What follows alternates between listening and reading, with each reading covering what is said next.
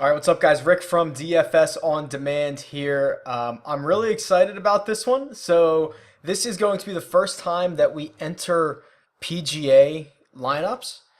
I think PGA is, I mean, if you follow this channel or read any of my articles, you know that I think PGA is probably the best DFS sport there is. I'll rattle off a couple of reasons for you. Everyone starts at the same time, so lineup lock, late swap, doesn't matter, goes away. The matchup that every player has is the same. So for basketball, you've got, 30 different matchups against different teams. And then if you go by position, you've got position by position matchup. Everyone's playing the same course. So there's really only one matchup here. Outside of the rare withdrawal or injury, like we know if guys are going to play or not. We're not sitting around waiting for news. It's just a really, really good sport. It lasts 4 days. You get a good sweat. I don't know. I could go on and on, but I really like it. So let's look at this. So this is the quarter arcade for this week, and it's really interesting. So this is a full field event last week with the Hyundai, or sorry, it used to be called the Hyundai, the SBS Tournament of Champions. I think there was 30 players in the field. This week we're getting the full thing, so I think it's 139 after a withdrawal, or close to 140. But anyway, this is the full field. There's a lot to process here, and I found this to be very difficult. I'm just going to go through and talk about just a few of the guys that I like, and then we'll get into some of the optimization options that we have. And note that we're going to have to use Fantasy Cruncher as opposed to Daily Fantasy Nerd for this, because Daily Fantasy Nerd does not support PGA. So let's do this. Okay, Jordan Spieth, he is the outright chalk here. Him and Hideki Matsuyama, the heavy favorites. Here's my research sheet. So these two, between them are 26% to win this thing. Over 70% that one of them is going to, or I guess that's over 80%, one of them is going to top five this. Jordan Spieth is a guy who last week, I think he led the field in birdies, made 26 of them, made an eagle. He just had like two doubles, a triple. You're not going to see that stuff from Jordan Spieth every week. He's going to make a ton of birdies. Good course for him. He's awesome. I'm hoping to have a lot of Jordan Spieth. Matsuyama's fine. I think Justin Thomas is fine, of course. Jimmy Walker will be the chalk. I'm a little less intrigued at Jimmy Walker because the fairways at Wailea this week in Hawaii are the 12th hardest to hit on tour. Jimmy Walker, has had some accuracy issues. That's why this big story about him cutting his driver down. He's had some accuracy issues, so I'm a little concerned here. And he did come out at the Tournament of Champions hot. He fired, of course it's not on here, but he was like, he had a great first two rounds and then kind of trailed off on the weekend. So I think he'll be fine. I'm just not as optimistic as everybody else. Justin Rose, I think, is a really good GPP play. Really making his first appearance since laying off with a back injury and resting up. I think that's a really good price for him. It'll probably be overlooked. But someone that I'm super hot on right now is Pat Perez, and I think he's going to be pretty popular. I'm actually playing him in a one and done this week. I like him that much. This guy, so it only shows up here in the logs here, comes off a tie for third last week, 111 DraftKings points. If you look at his last three tournaments, he has scored at least 100 DraftKings points in all three of them, averaging 102.5 since the start of this actual PGA season. Really, really, really good. This is a good spot for him. Very accurate driver of the golf ball, so I think he's going to be in a lot of fairways. Playing some of the best golf of his career right now, and I'm buying it. Like, if this guy doesn't win soon, he'll never win. Like, he's just really playing well, and this is a good spot for him, so I'm going to be loading up. Other than that, Charles Howell is always an interesting play. Luke List, I like Luke List on courses that require, significant par 5 scoring. because he hits the ball a mile. He does well on par fives. And this is a really good note here. Last year, 16% of all DraftKings points earned, all of them, 16% of all the DraftKings points came from the par 5 ninth. It's a 500-yard par 5 that, look at this, gave up 48 eagles last year. So it's prime for par 5 scorers. And actually, I don't think I mentioned it. This is the research spreadsheet that I put together every week. You can see it's got recent performance, it's got history, how well the players are to par, their best finish, full box scores from the last couple years, whole breakdown. So that's the end of my commercial. This is on DFS on demand every week. It's a pro tool, but if you buy the PGA yearly, which is 365 days, this is like, I don't know, $1 a week or something like that. So pretty good. So I like Luka List, and then other than that, trying to pick value here is going to be really difficult. Swafford is a guy who just makes a lot of cuts, so I'd be willing to plug him in. He's almost, always going to get you to the weekend. Eric, who writes for me at DFS on Demand, had a really good stat about Swafford. Let me see if I can find that really quick. While I'm looking for that, Jerry Kelly always has a good course history. We've seen Webb Simpson get hot here in the past. But there's a lot of unknown down here, right? Like, there's been a long layoff for basically everyone. We don't know what guys are going to do. It's going to be really hard to handicap this week, so I'll probably stick with more balanced lineups. Swafford has made 17 straight cuts. That is the 4th best active streak on tour right now. That's pretty good. Good stat there from my buddy Eric, throwing that out. So if you're looking for someone just to plug and play at a very good price, $7,000 Swafford, you probably can't go wrong. Okay, so let's turn this over here to Fantasy Cruncher, which is what you're looking at right now. So Fantasy Cruncher, very similar to Daily Fantasy Nerd in the fact that it does optimizations, allows you to kind of set exposure a little bit better than Daily Fantasy Nerd does. I've already run a few optimizations that we can look at, and there's a few interesting things that I've found. So I think we have a couple of options here. The first option would be doing something like this, where we have no more than 40% exposure to everyone in the field. So basically what we do is, we have 40% or close to it for all these top guys. And then we actually just get into basically having almost everyone in one lineup. So you can see as I scroll down here, like we have exposure to basically everyone in the field. We have exposure to 129 guys. I'm not sure that's the best way to do it. There's pros and cons to that. Of course, if some value play presents itself and goes nuts and wins this thing, we're probably going to have that person in at least one lineup. I think it spreads us so thin. Like, I'm willing to lock in guys at more exposure and just kind of live and die by that. Just because, with 129 different guys in your lineups, we just end up making a lot of bad lineups, unfortunately. Let's see what else we have here. Another option is to do this, where I really like Pat Perez, and I think 8,000 is a really good price for him. He's red hot. I already talked about all the reasons that I like him.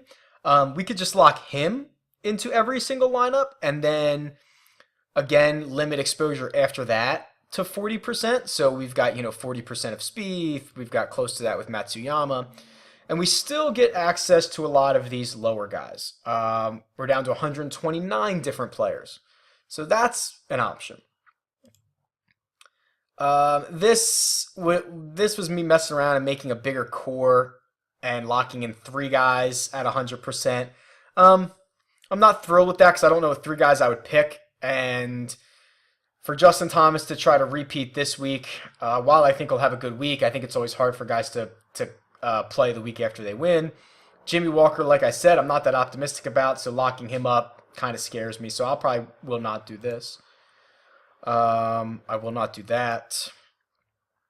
This one is interesting. Actually, I think I have more variations of this. Locking in two guys. Um, we're getting closer here. Okay, this is the third option.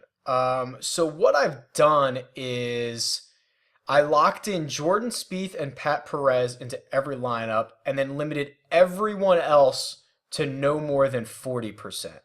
So what you'll notice here is we only have 25 different guys across 50 lineups.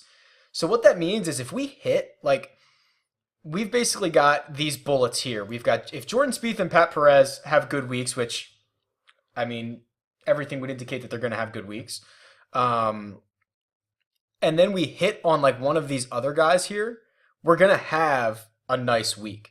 But this is also, again, like we talk about in the NBA, this is the most volatile way to do this, where we're living with these 25 guys and we're also dying with these 25 guys. I don't mind this if I can make this a little better. Like, I'm okay with Spieth and Perez being in 100%. I'm cool with that. I think that I'm cool with Swafford being in 40, Charles Howell being in 40, even Webb, maybe not in 40, but maybe like in 30 or something like that. I don't mind that. I would like to get more of those other guys we've chatted about in here. So what I'm probably going to do is I'm probably going to tinker with this a little bit. And you know what? We can do it on film. Let's just do it here.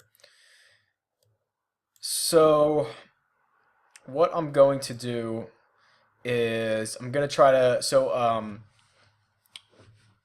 Fantasy Cruncher allows you to do thumbs ups, which kind of weighs those players a little bit better. So like if I give Luke List a thumbs up, he might show up more often. Let's see, who else did I like? I actually like Paul Casey. I like Justin Rose, but they're all expensive. Like when we're locking in Jordan Spieth and Pat Perez, like I don't know if we'll be able to have access to these guys because they're so expensive. Howell is already projected very highly, so I'm not going to boost him. Let's boost, let's see. I'll give Swafford the boost there. I like him, of course. Wes Bryan, I think, is always interesting because he's a really good player. Let's see if we have game logs on him. Just absolutely destroyed the web.com tour last year. So we could kind of give him a boost.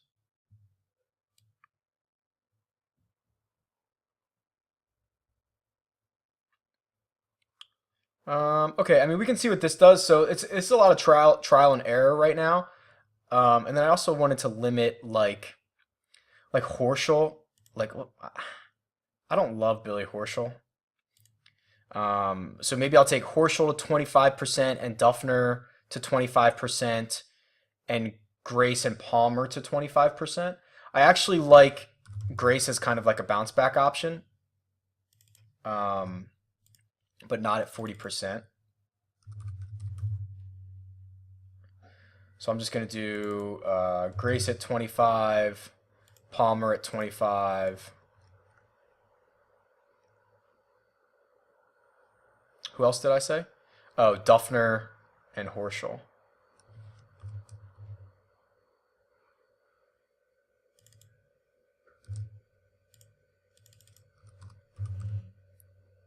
Okay, so now we've gone through and we've taken down some exposure on guys I'm not too thrilled about and kind of gave the thumbs up to some other players.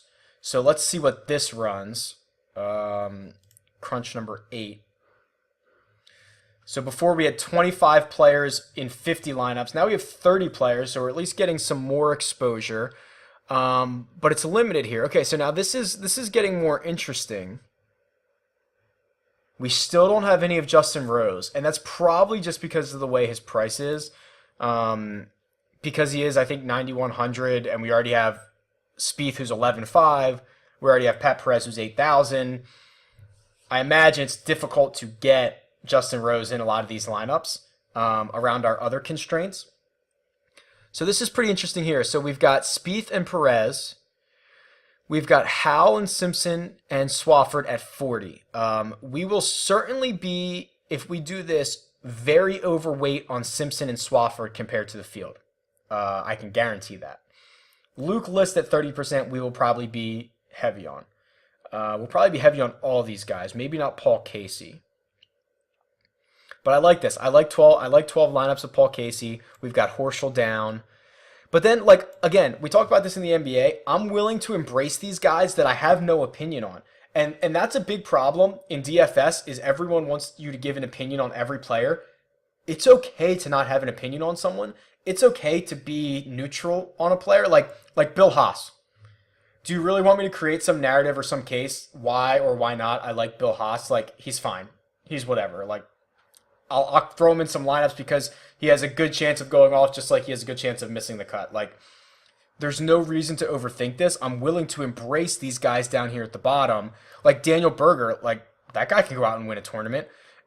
Daniel Summerhays has flashed some stuff in the past. Like, I'm willing to embrace that. So I'm cool with these guys who I don't mention and I don't have a real opinion on.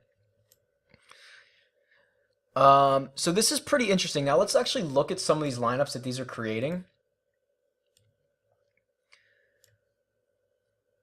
Like that's actually not a bad lineup. Spieth, Palmer, Howell, Simpson, Swafford, Perez. Wow, I mean, obviously the day before the tournament, everything looks good. It's when it starts that things start to change. But what I like to see here is I don't have a ton of min price guys. Like, okay, there's Bryce Mulder.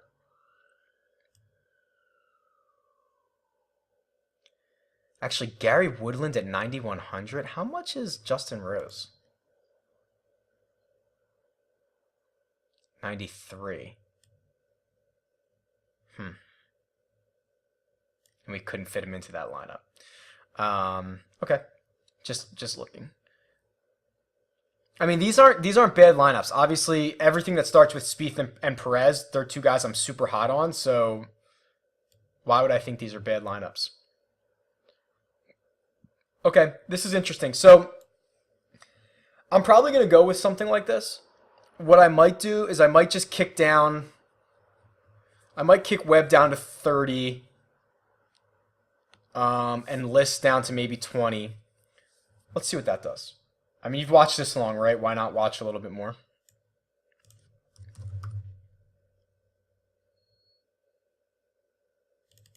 So I'll limit List at 20. And then I'll find Webb. What did I say, like 30? I feel more comfortable with that. And let's run this again. So that was crunch number 8. Let's run crunch number 9.